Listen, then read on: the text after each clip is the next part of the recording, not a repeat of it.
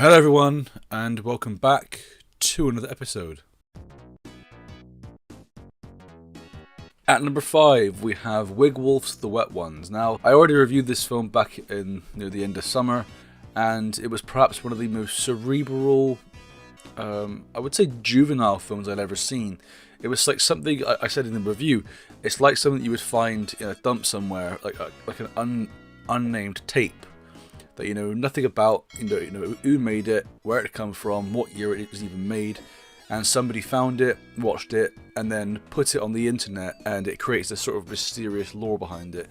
It was kind of something like that, and that's why I liked it. I thought the only thing that really brought it down to a 5 for me was its running time, and of course, you know, if you've seen the film, with what goes on. Not a lot of it makes sense, and it's all very amateurish. I think that was what the intended goal was. But to be honest with you, that's why it's one of my top 5 films of the year, because of just how creative it was, and being an indie film that didn't really give a shit about what you thought about it. It really did leave a lasting impression for something like that. So yeah. At number 4, we have Jonathan Doe's Barf Bunny, another film that I reviewed near the time when I got it, and it was just one of those films that I never really knew could really be interesting. It was an interesting film. Of course, you know, you got the element of someone vomiting into cookie jars, but the whole point was that it was a tribute, really, to past fetish gore or fetish films released in Japan, but it was part of a subculture that I didn't even know about until looking at Jonathan's YouTube channel, Cinema's Underbelly, and it was an interesting rabbit hole to go down, because you know, I guess it was a subculture or a subgenre, to be exact, that was picked up by the underground horror community, and it was quite interesting. And when I saw the film, yeah, it made my tummy feel a bit weird. I don't really want to see people being sick, but in the context of a film where you've got, you know, a bunny who is very messy with their food, and you know, is just playing with their food and stuff like that, it made sense in its weird, twisted way, and the special effects were superb for an indie film like this. And yeah, that's why it's in my top 5. It's just because it was so different to something I'd seen before. Number 4. Are you retarded? We've got Godzilla vs. Kong. This is one of the films that I was really looking forward to. Unfortunately, due to the recent lockdowns we had near the summertime, I couldn't go and see it, and it was available through Amazon Prime. You could rent the film and watch it, and it was a bit more expensive, but it was worth it because it was a bloody good film. I was a big fan of the original Godzilla vs. King Kong vs. Godzilla, way back in the 60s. I have it on DVD, and I used to watch it religiously every weekend. I'm not going to reveal the final fight, but you'll know what I mean if you've seen it. And it was a really exciting thing that they kept secret, and I was not expecting it at all. But yeah, great special effects. The fight scenes are terrific. I loved every single one of them.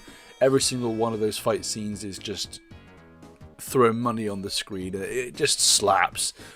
As Moist Critical says, it's just perfect. It's one of the most perfect monster clashes I've ever seen, really.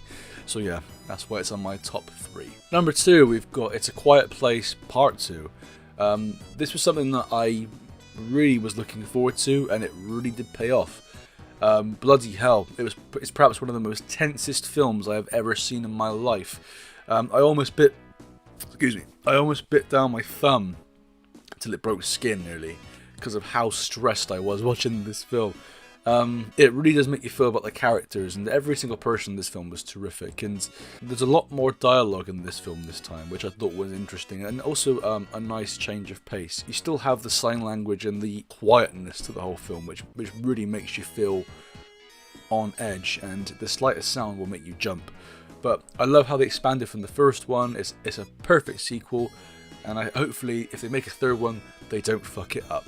And before we go into my number 1 spot, I would like to mention some honourable mentions. Films that I'd seen this year, but also films that were a bit older, or films that were a little bit more recent. So here's the list.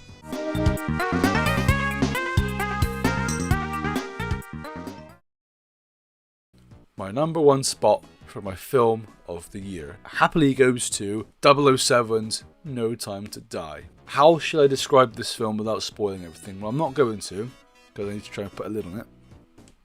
But this was the perfect way to cap off Daniel Craig's Bond character. It really was. And the story was great. It picks off from Spectre. You've got Léa Seydoux. You've got the legendary Rami Malek, who plays perhaps one of the most deliciously, ironically evil characters in a Bond film. Since Javier Bardem, I never felt that sort of evilness from a character. But yeah, he's terrific in that film. It just plays like an old school Bond film, but a modern old school Bond film. Now, that's what I really like about it. And it's just a fantastic film all round. The choreography and the fight scenes, the action's perfect. The story was good too. A little bit far-fetched, but it's believable in the sense that it's a movie and you could imagine this happening in a Bond film. But I think they had to go a bit more far-fetched to sell off the idea of a virus that targets only one or two people with the same genes. So, yeah. That's why it's in my top spot. Just the perfect all-rounder to Daniel Craig's 007 career, and just an outstanding 007 film in general, period, of the modern era, I'm saying. And that's it, folks. That is my top 5 films of the year. Hope you enjoyed the video. And what were yours? Leave a comment down below. And of course, if you are new to the channel, please do leave a like or even subscribe. That'd be very, very helpful and help me out in the future. Thank you very much for watching. Have a fantastic new year. Be safe, get very drunk, and I will see you in the next one. Take it steady.